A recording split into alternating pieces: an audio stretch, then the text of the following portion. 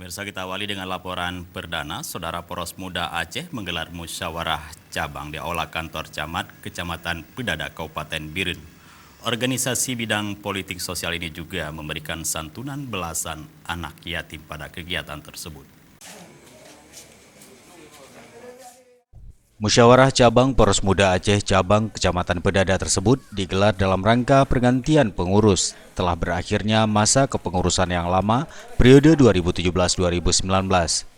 Sekretaris DPP Poros Muda Aceh Muhammad Yanis dalam sambutannya mengharapkan kepada anggota yang tergabung dalam organisasi Poros Muda Aceh untuk benar-benar bekerja demi memajukan daerah dengan sejumlah kegiatan sosial yang dapat membantu masyarakat setempat.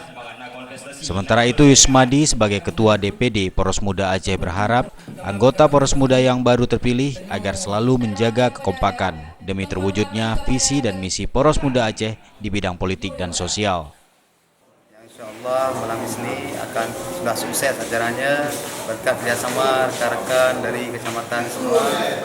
Semoga Allah SWT memberikan kita semua untuk mewujudkan kekompakan kita di Pedada ini.